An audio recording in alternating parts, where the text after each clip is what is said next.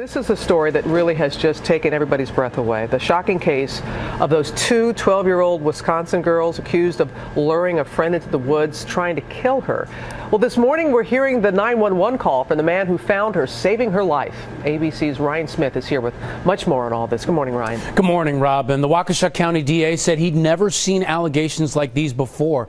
And with new details emerging about the suspects in this case, we're learning more about the man whose quick thinking helped save the child's life.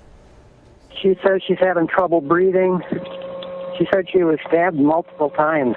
This morning, a newly released 911 call shows how a passerby helped save the life of a 12-year-old on the morning two friends allegedly stabbed her 19 times. She's laying on the grass.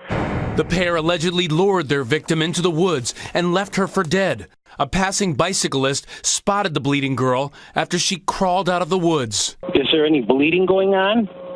Her clothing has got blood on it. The Good Samaritan calmly reassuring her while waiting for help to arrive. There's a squad car coming now. If these allegations are true, this was plotted and schemed for some time, and it's a very, very brutal act. New details now emerging about the possible motive behind the stabbing.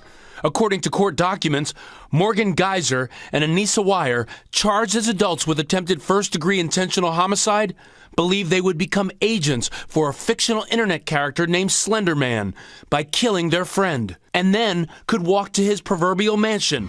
According to the criminal complaint, Wire, believing in the fantasy so deeply and thinking she would never go home, she packed a picture of her family in her backpack so she wouldn't forget them. And when describing the attempted killing to police, she said, quote, "The bad part of me wanted her to die. The good part of me wanted her to live."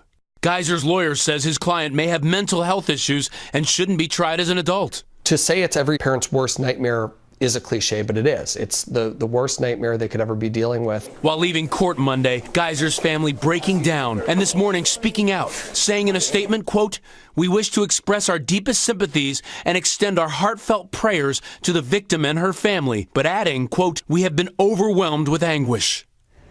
In Wisconsin, attempted homicide charges must be filed in adult court if the suspects are at least 10.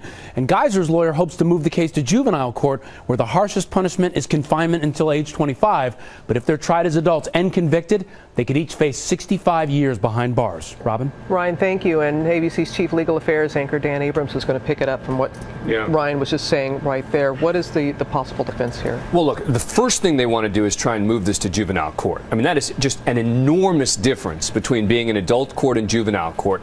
And the legal standard to move it to juvenile court is sort of squishy, meaning it's kind of up to the judge to decide, is this case more appropriate to be in a juvenile court than an adult court. But as Ryan points out, it's very interesting that in the state of Wisconsin, if you're at least 10 and you're charged with murder or attempted murder, as is the case here, you're presumed to be in adult court. So now it is the burden is on the children, on the two 12-year-olds, to prove that this case ought to be in juvenile court. That's going to be the first and probably the biggest legal fight in this case. It's going to be a fight, as you said right there. Yeah. The fact that they claim that they were trying to please a fictional character, how will that play in? Well, look, we could certainly see an insanity defense, particularly if this stays in adult court. In the state of Wisconsin, the standard is, do you appreciate the criminality of what you did? And you could see the defense attorneys not just talking about what was going on in their minds, but how old they were. And this is where their age could actually be used to their advantage, even in an adult court, by saying the legal standard is, did they appreciate the criminality? Well, no, and certainly no, because they were just 12 years old.